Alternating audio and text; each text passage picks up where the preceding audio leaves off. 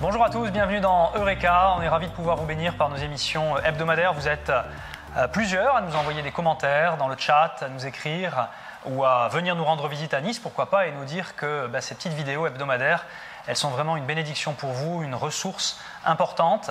Donc n'hésitez pas à les partager autour de vous. Je crois que même les gens qui ne connaissent pas encore le Seigneur, eh bien, ça peut tout à fait les bénir. N'hésitez pas à vous abonner à la chaîne, à liker nos vidéos, à activer les notifications, bref, à faire tout ce qu'il faut pour que, à votre niveau, simplement en 2 ou 3 clics, eh bien, vous puissiez collaborer, contribuer à l'avancée de la parole de Dieu, de l'Évangile.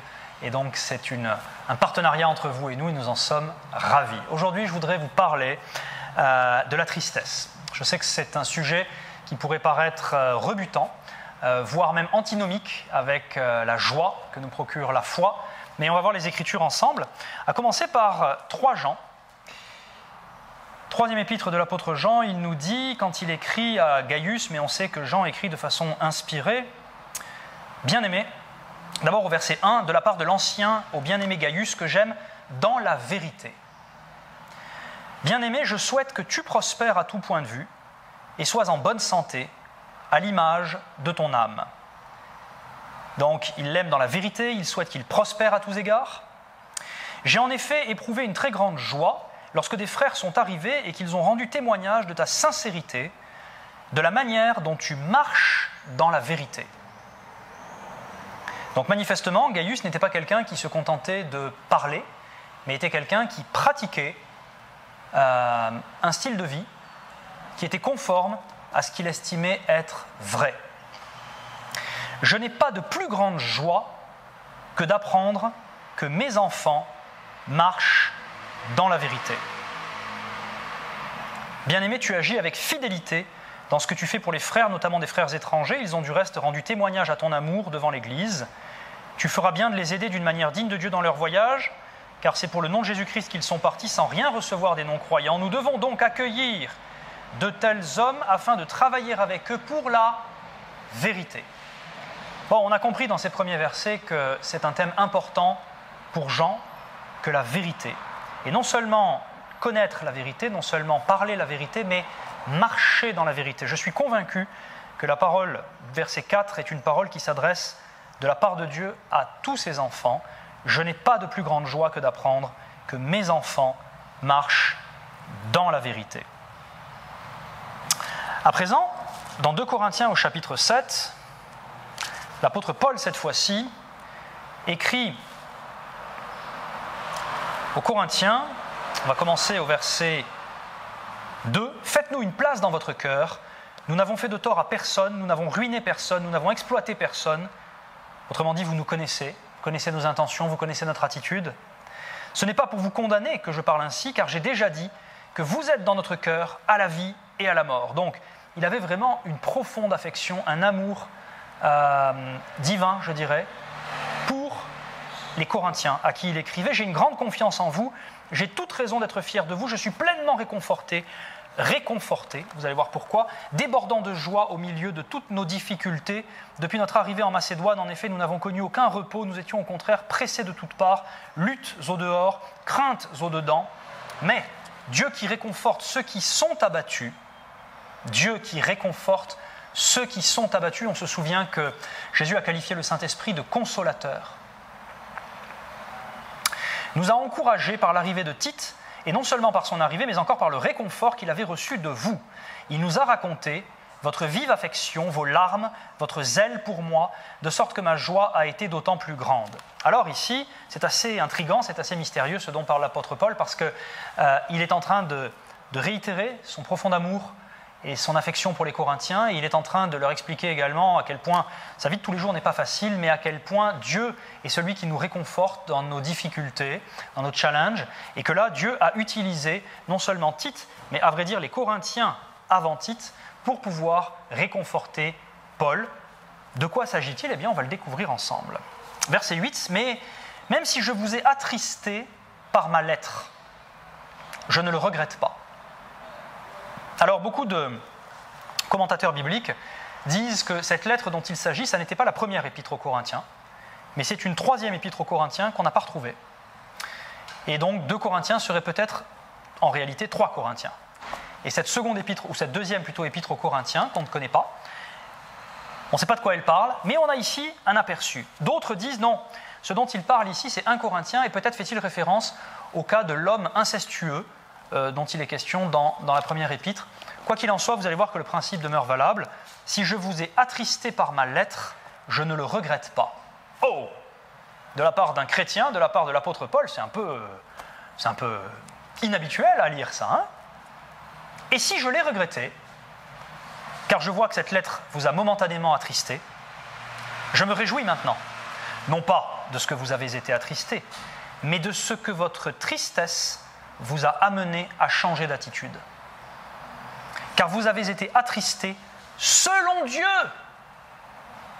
Selon Dieu. Si bien que vous n'avez subi aucun dommage de notre part.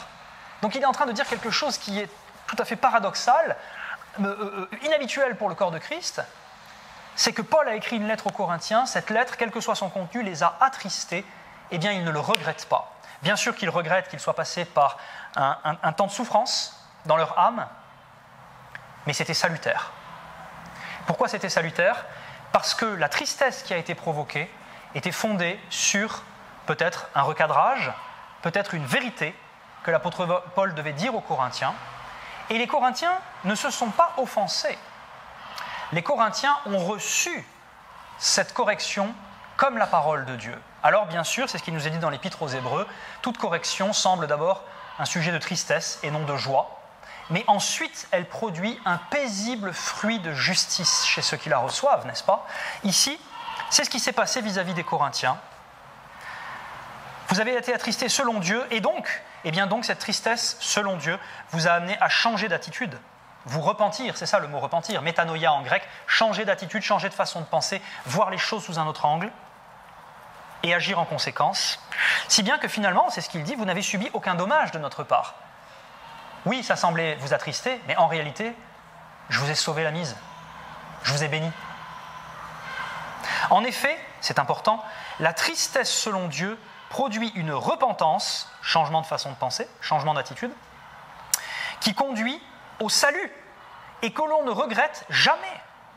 Tandis que la tristesse du monde produit la mort. Donc il y a deux tristesses.